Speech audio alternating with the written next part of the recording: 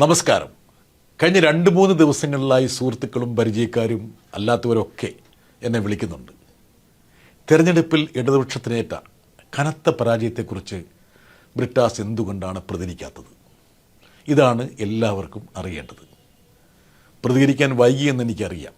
പക്ഷേ ചില സ്ഥിതിവിവര കണക്കുകൾ കൂടി കിട്ടിയിട്ട് പ്രതികരിക്കാമെന്നാണ് ഞാൻ വിചാരിച്ചത്. ആദ്യം തന്നെ പറയട്ടെ, ഈ തെരഞ്ഞെടുപ്പിൽ ഇടതുപക്ഷത്തിനുണ്ടായത് കനത്ത പരാജയം തന്നെയാണ്. അത് സമ്മതിച്ചും ഏറ്റുപറഞ്ഞും ആവശ്യമായ തിരുത്തലുകൾ വരുത്തിയും മുന്നോട്ട് പോകുക എന്നതാണ് ഈ കാലഘട്ടം നമ്മളിൽ നിന്ന് ആവശ്യപ്പെടുന്നത്, പ്രതീക്ഷിക്കുന്നത്. ഇതിൽ സമൂലമായ പരിശോധനയും നടപടിയും ഉണ്ടാകുമെന്ന കാര്യത്തിൽ തർക്കമില്ല. സംസ്ഥാന സെക്രട്ടറി തന്നെ അക്കാര്യം അടിവരയിട്ട് പറഞ്ഞു കഴിഞ്ഞു. അതേസമയം ഈ പരാജയത്തിലേക്ക് നയിച്ച കാര്യങ്ങളെക്കുറിച്ച് എൻ്റെ വിശകലനത്തിൽ ബോധ്യപ്പെട്ട കാര്യങ്ങൾ നിങ്ങളുമായിട്ട് പങ്കുവെക്കണമെന്ന് ഞാൻ വിചാരിക്കുകയാണ്. ഇതിൽ ന്യായീകരണത്തിൻ്റെ ലാഞ്ചനയുണ്ടെന്ന് ചിലർക്ക് തോന്നിയേക്കാം.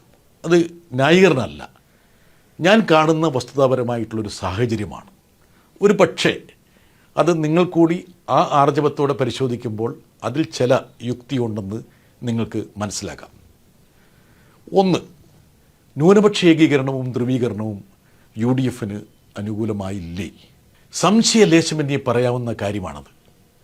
ന്യൂനപക്ഷങ്ങളോട് എന്തെങ്കിലും കുറ്റം, പാതകം ചെയ്തിട്ടല്ല അവർ ഇടതുപക്ഷത്തെ കൈവിട്ടത്. ചില പ്രതീതികൾ വേണമെങ്കിൽ സൃഷ്ടിക്കപ്പെട്ടിട്ടുണ്ടാകാം. എന്നാൽ ഇന്ത്യയിൽ ന്യൂനപക്ഷങ്ങൾക്ക് ഏറ്റവും സുരക്ഷയും അംഗീകാരവും അവസരവുമുള്ള സംസ്ഥാനമാണ് കേരളം.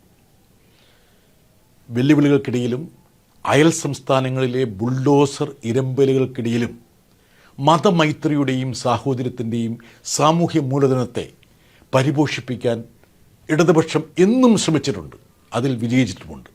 എന്നിട്ടും എന്തേ ന്യൂനപക്ഷം ഇടതുപക്ഷത്തെ കൈവിട്ടു? അതിലൊരു കാര്യമുണ്ട്. ദേശീയ തലത്തിൽ BJPക്ക് ബദലായി ന്യൂനപക്ഷം കാണുന്നത് കോൺഗ്രസിനെയാണ്. മതനിരപേക്ഷത ഉയർത്തിപ്പിടിക്കുന്നതിൽ കോൺഗ്രസിന് തുടർച്ചയായി പല വീഴ്ചകളും പറ്റിയിട്ടും അവർ നിലനിൽക്കണമെന്ന് ന്യൂനപക്ഷം ആഗ്രഹിക്കുന്നുണ്ട്. കഴിഞ്ഞ ലോക്സഭാ തിരഞ്ഞെടുപ്പ് സമയത്ത് പൗരത്വ പ്രശ്നം മുതൽ പലസ്തീൻ വരെയുള്ള വിഷയങ്ങളിൽ ഇടതുപക്ഷം മുൻപന്തിയിൽ നിന്നിട്ടും ന്യൂനപക്ഷം UDFനെയാണ് പിന്തുണച്ചത്. അന്ന് ഇന്നത്തെ പോലെ ചർച്ച ചെയ്യപ്പെടുന്ന വെള്ളാപ്പള്ളി ഫാക്ടർ ഒന്നും ഉണ്ടായിരുന്നില്ല. ദേശീയ തലത്തിൽ കോൺഗ്രസും ഗാന്ധി കുടുംബവും നിലനിൽക്കുന്നത് കേരളം നൽകുന്ന അടിത്തറയ്ക്ക് മുകളിലാണ്. ഇക്കാര്യം ന്യൂനപക്ഷത്തിന് അറിയാം. ഒരിക്കൽ കൂടി പരാജയപ്പെടുക എന്നാൽ കോൺഗ്രസ് ശിഥിലമായി എന്നാണ് അവർ കരുതുന്നത്. സ്വാഭാവികമായിട്ടും കോൺഗ്രസ് ശിഥിലമായി കാണാൻ അവർ ആഗ്രഹിക്കുന്നില്ല. 5 വർഷം കൂടുമ്പോൾ ഭരണം മാറുക എന്നതാണ് കേരളത്തിൻ്റെ രീതി, എല്ലാവർക്കും അറിയാവുന്ന കാര്യമാണ്. ഇടതുപക്ഷക്കാരുടെ അഹങ്കാരവും ഹുങ്കുമൊക്കെ ഇപ്പോൾ ഏറെ ചർച്ച ചെയ്യപ്പെടുന്നുണ്ട്. വീഴ്ചകൾ ഉണ്ടായിട്ടുണ്ടാകാം, ഉണ്ട് എന്ന് സംശയമുണ്ടോ? അതൊക്കെ തിരുത്തണം. പക്ഷേ ഇന്നും ഞാൻ പല സ്ഥലങ്ങളിലും സഞ്ചരിക്കുന്ന ആളാണ്, നാട്ടിൻപുറത്ത് പോകുന്ന ആളാണ്, എല്ലാവരുമായിട്ടും സംസാരിക്കുന്ന ആളാണ്.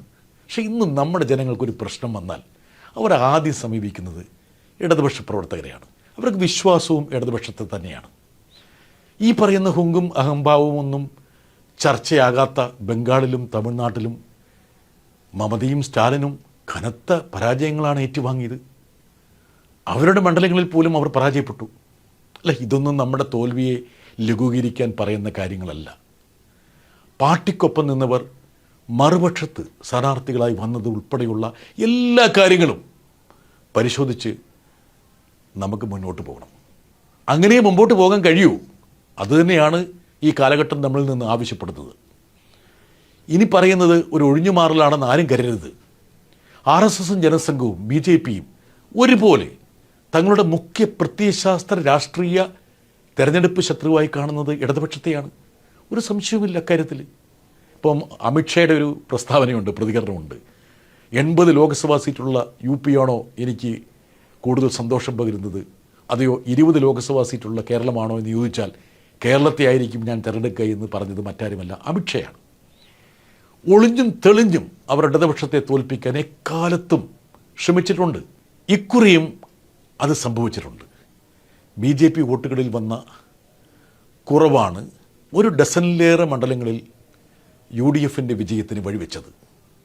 നമ്മുടെ ദേശീയ ശ്രദ്ധ ആകർഷിച്ച നിയമമണ്ഡലം പരിശോധിച്ചാൽ ഈ കൂട്ടുകെട്ടിൻ്റെ തെളിവുകൾ സ്ഫടികം പോലെ വ്യക്തമാകും. കഴിഞ്ഞ നിയമസഭാ തിരഞ്ഞെടുപ്പിൽ കോൺഗ്രസ് പിടിച്ച വോട്ട് നിലനിർത്തിയിരുന്നെങ്കിൽ, അവർ റീറ്റെയിൻ ചെയ്തിരുന്നെങ്കിൽ ശിവൻകുട്ടി തന്നെ വിജയിക്കുമായിരുന്നു, ഒരു സംശയമില്ല.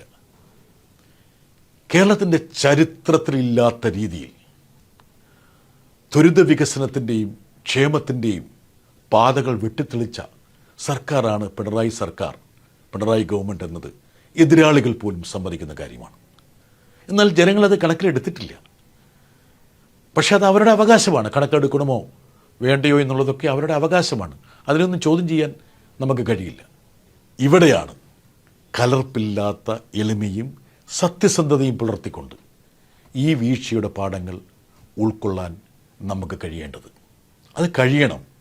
ഇതിലും വലിയ പ്രതിസന്ധികളെ അതിജീവിച്ച ഇടതുപക്ഷത്തിന് അതിന് കഴിയുമെന്നാണ് എൻ്റെ പ്രതീക്ഷ. പ്രസ്ഥാനത്തിന് മാത്രമല്ല, കേരളത്തിൻ്റെ അതിജീവനത്തിനും ഇത് അനിവാര്യമാണ് എന്ന് വിനയപൂർവ്വം ഞാൻ അടിവരയിടുന്നു. We shall overcome.